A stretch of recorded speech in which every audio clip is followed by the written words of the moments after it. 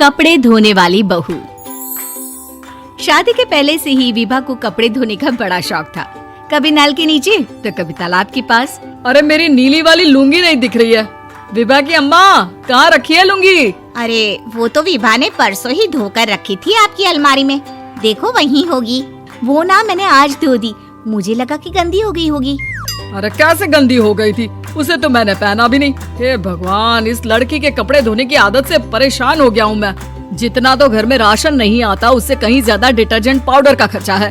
इसकी शादी करवा दो, शादी जाए अपने घर में ही करे काम, फिर चाहे घर के कपड़े धोने हो या पूरे गांव के। हाँ ठीक बोल रही हूँ, देखता हूँ मैं कोई लड़का। वो दिन भी आ जाता है जब विभा को देखने लड़के वाले आ जाते हैं। लड़की मुझे अच्छी लगी। होने वाली सास कहती है, बेटी अगर कुछ पूछना है तो पूछ लो। वैसे तो हमारी लड़की बहुत ही शर्मीली है, जो बोल दो वो मान लेती है, इसे क्या पूछना होगा। अरे कैसी बात कर रही हो माँ, मुझे इन लोगों के घर रहना है, सवाल तो कई है। हाँ हाँ बेटा, पूछ लो ना, क्या पूछना है।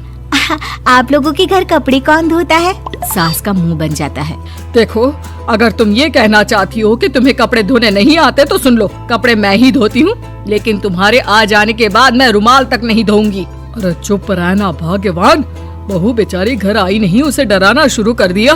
वो क्या है ना बिटिया, अभी तक तो ये कल्लू की माँ ही धोती थी, लेकिन अब तुम्हारे पापा तो दहेज में वॉशिंग मशीन देंगे ही। तभी विभा की माँ बोल पड़ती है, सवाल भी पूछा तो क्या। वैसे भाई साहब, मशीन की तो फिर भी कपड़े धोने की कैपेसिटी होती है। मतलब जो बिटिया दे रहे हैं ना विभा, इसे कपड़े धोने का बहुत शौक है। ये आप लोगों के क्या, आस पड़ोस गांव मोहल्ले सबके कपड़े धो दे और उफ तक ना करे।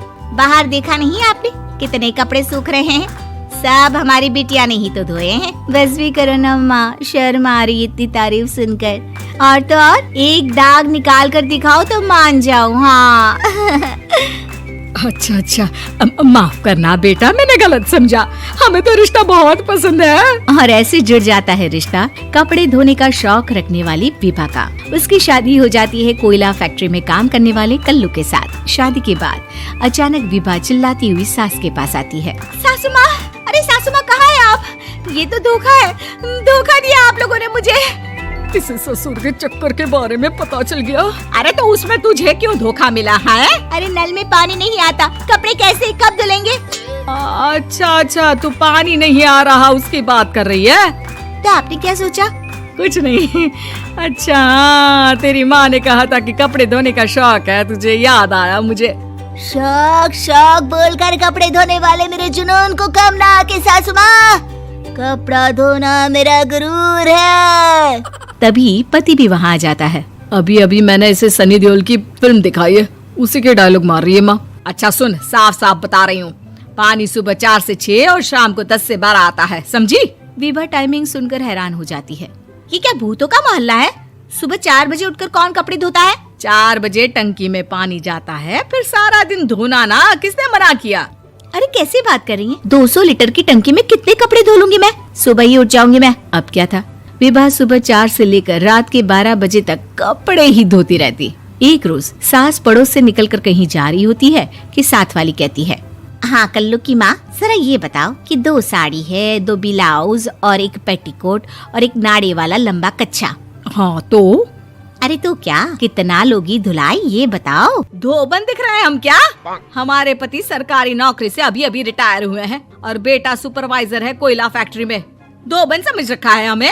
हाय रे कल्लू की अम्मा, माफ कर दो, वो तो मोहल्ले में यही सब बता रहे थे कि तुमने बहू को कपड़ा धुलवाने के काम में लगा दिया है। सास को पड़ोसन की बात सुनकर गुस्सा आ जाता है। वो घर पहुंचती है जहां घर के बाहर ही इतने सारे कपड़े सूख रहे होते हैं जितने कि किसी धोबन के घर पर। अरे ओ कल्लू की दुल्हन, बाहर निकल।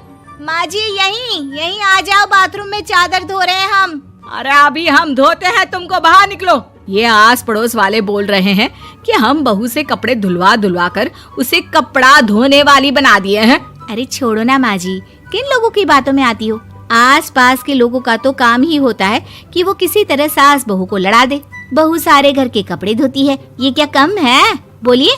सास को भी लग जाता है कि वो बहू का ये सनकीपन नहीं छुड़वा सकती, इससे अच्छा है कि खुद ही चुप हो जाए। एक रोज सास और बहू मंदिर जाते हैं, जहाँ सास की साड़ी वहाँ खड़ी भीख मांगने वाली से मिलती है। माँ जी क्या बात है, आपकी साड़ी उस भिखारन से कितनी मिल रही है ना? हाँ हाँ देखो तो, दोनों की साड़ी मिल रही है। क्या बात है कल्लू की अम्मा, तुम खुद को तो अफसर की बीवी बताती हो और ऐसी सिंपल सी प्लेन साड़ी पहनकर घूमती हो। सिंपल और प्लेन नहीं है ये साड़ी। तो क्या सोने के धागे से फूल बने हैं? कुछ भी सासू माँ, कुछ भी।